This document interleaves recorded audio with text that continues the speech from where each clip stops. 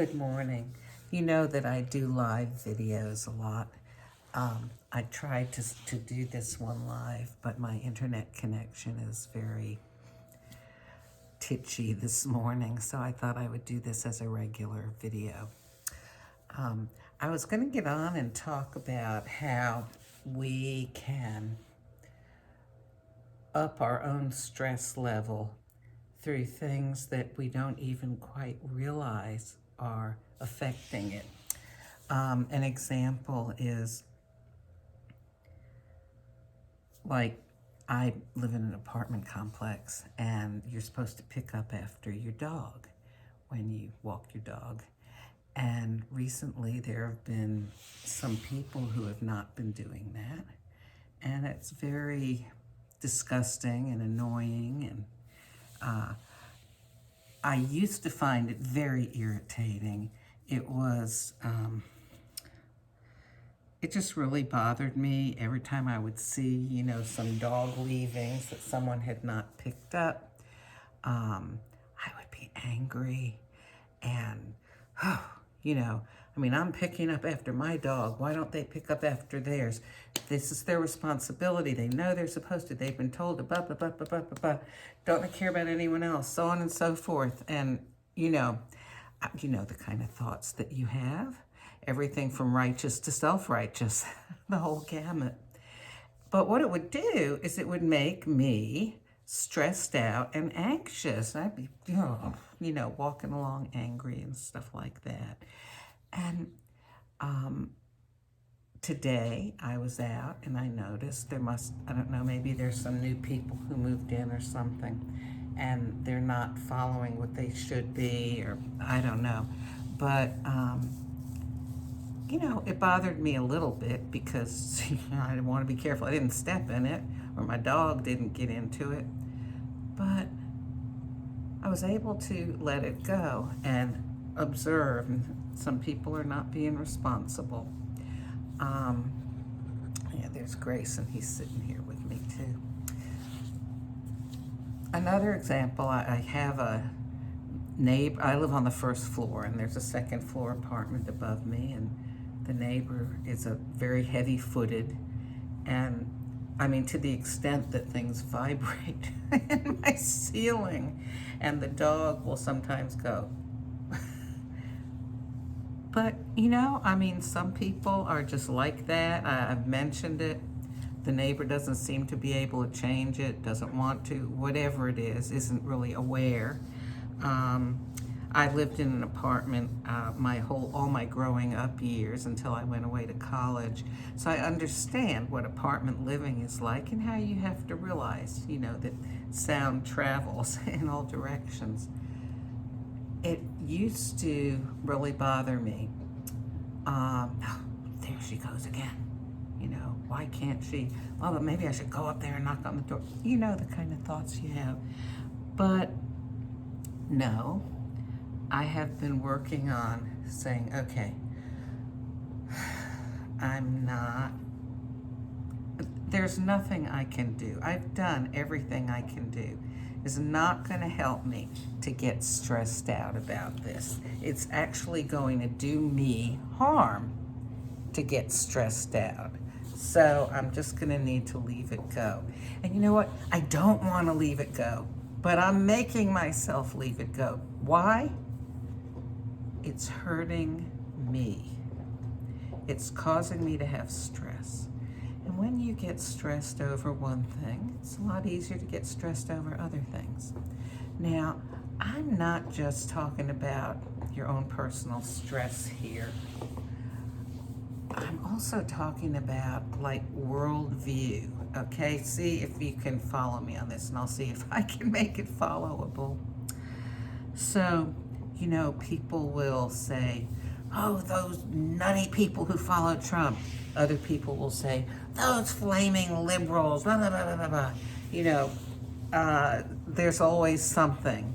People get all upset. You know what? Is that helping you? Maybe the thing to do is to just work on yourself and whatever things you need to work on rather than complaining about other people. Today's an international day for prayers of peace around the world in all different religions. And I just heard a little meditation given by Pope Francis, and he said, when Jesus was on the cross, and by the way, you don't have to be Christian to appreciate this. This applies to everybody, like an analogy, okay? When he was on the cross, his last big temptation was people calling to him saying, you know, save yourself, come down from that cross. What they were doing is they were trying to get him to focus just on himself and not on anyone else.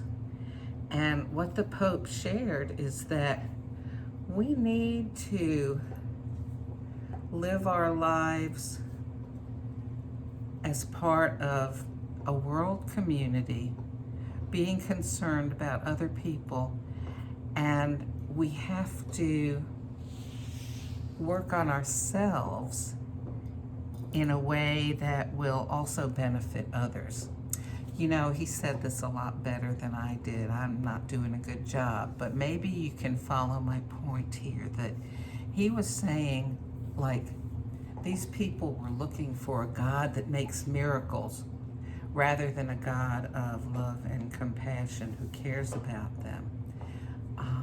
And he said, what we need to be is not the people who are shouting, save yourself, you know, but who are working on their own selves to be better people and to help others, okay?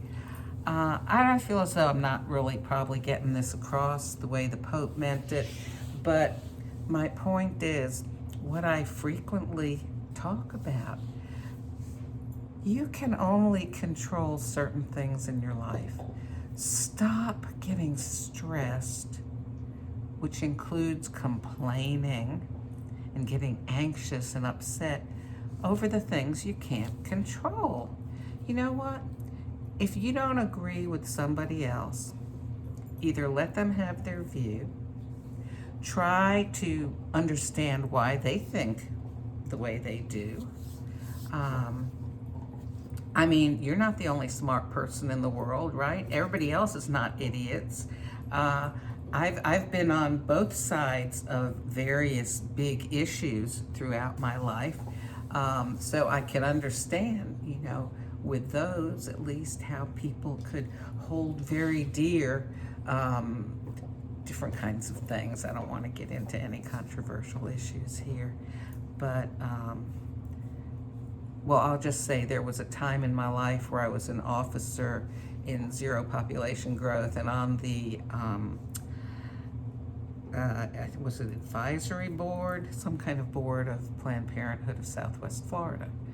And now I'm very much the other direction. I'm very much pro-life and anti-abortion, but it's very complex and not something that I have time or space to discuss here. I'm just trying to make the point that, you know, you can have experienced both sides, and it helps you to have more understanding and patience with people who hold a different view.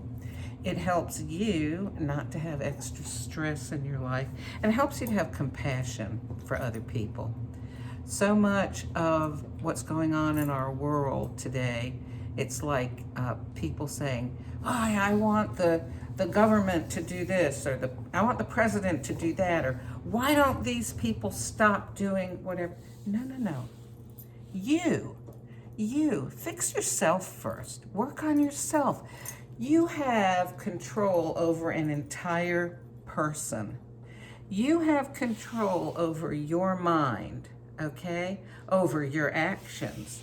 In fact, you may feel a certain way, but that doesn't have to dictate how you act. You might feel really, you know, let's say you're driving and somebody cuts you off and you're like, gee, you know, but you have a choice how to act, right? You don't have to, like, take revenge on them somehow. You also don't have to stew and steam about it for the next, 50 miles that you're driving. You can just go, these things happen. Let it go. There have been times I've cut people off in traffic. I didn't realize that I was doing it. Oh my gosh, I'm sure there's times that I've done it that I'm not even aware that I actually did it. But there are times that after it happened, I realized, oh dear, I just pulled in front of them. I didn't even see they were there. So there was a line in a hymn this morning in the little international prayer service that was going on that I saw on Facebook, and you can see that, a replay of it on my Facebook page. It said, "We are perplexed, but we do not despair." And for me, that kind of sums up what's going on in the world right now. I go, what is happening on so many levels? I totally am baffled, but I'm not despairing. I have hope. For me, I have hope that God will help. I have hope in other people, and I know that I'm trying to make myself a better person. So that gives me hope that if other people do this too, it can become a better world. It's not going to happen from a presidential election or a vaccine or anything like that. You know where it's going to happen? In your house and in my house, in our hearts, in our minds. So not only is this a way to reduce the stress in your life, this is a way to help the whole world. Honestly, this is how I see it. Hey, Grayson, come here. Gray. Oh, he's watching the people who are doing yard work out there. Come here, come on. Yes, oh, you are so sweet. I'm so glad that I have you for company. You think, Grayson, Gray, sit. Yes, what a good boy. Okay, well, Grayson and I say, work on yourself, okay? That's the place to start to make this a better world. Right, Gray?